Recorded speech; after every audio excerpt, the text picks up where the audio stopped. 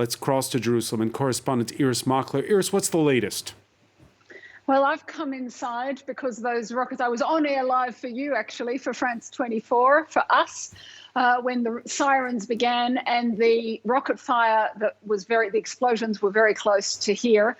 So I'm doing what I'm told and I'm inside. Israel's parliament, the Knesset, had to be cleared. People who were celebrating Jerusalem Day in the center of Jerusalem had to scurry away to what looked like safety.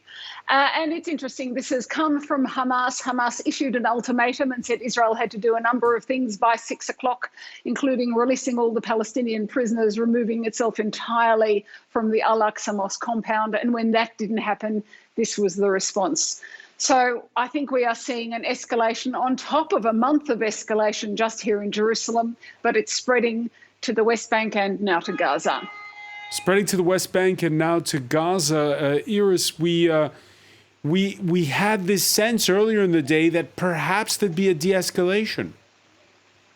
Yes, it's quite interesting. The Israeli police regard each event as small and self-contained.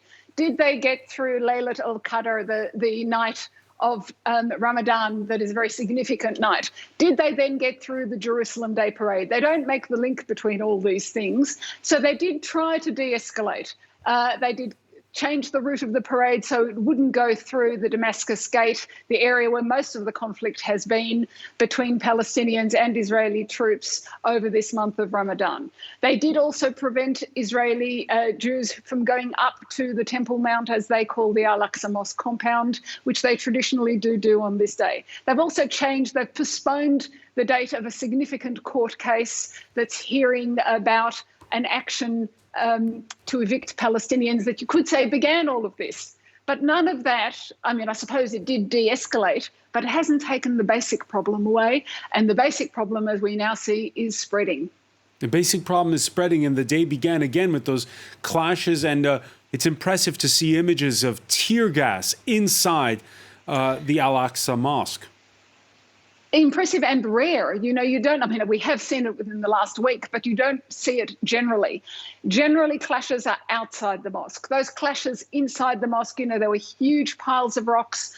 There were all kinds of weapons that the Palestinians had brought inside the mosque. Then you saw the Israeli troops entering, which is in itself is a shock, especially during Ramadan. And then you saw the stun grenades. It was extraordinary footage, and it's been an extraordinary day. The Palestinian Red Crescent says some 300 Palestinians have been injured. The only good fortune I can see in this whole story so far is that no one on either side has been killed. I think there will definitely be an escalation with Gaza, but at the moment in Jerusalem, it is the only saving grace. Why have we had this spike in Jerusalem? I could say to you that it's because of that court case to evict the Palestinians. I could say it's because of Ramadan. I could say it's because of the way the Israeli troops handled the Damascus Gate during Ramadan, during the start of Ramadan. I could say it's because of the cancelled Palestinian elections. And all those are true, but they're only partly true. And they're true altogether. But the truth is there's a discontent underlying life in Jerusalem, and every 3, 4 or 5 years it just explodes. And I think we're in the middle of that kind of explosion. And Jerusalem is redolent. It resonates all over the world. It's not just in the West Bank and in Gaza. We've seen protests in Lebanon.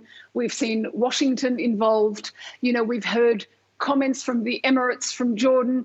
Jerusalem means a lot to all religions, and I think this is spreading. That's why it's so powerful, and that's why it's spreading.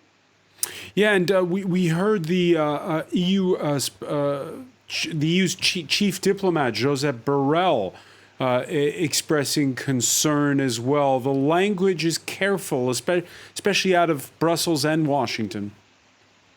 The language is careful, but it's clear. It's clear to Israel. There was a meeting between a high-level Washington official and the Israeli head of the National Security Council, and he made his views known.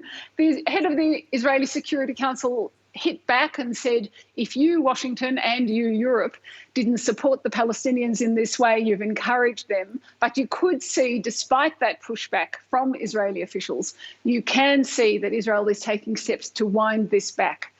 Maybe too little and maybe too late, But I think the words are penetrating, as is the reality on the ground. Irris Makler reporting live from Jerusalem. Many thanks for that update.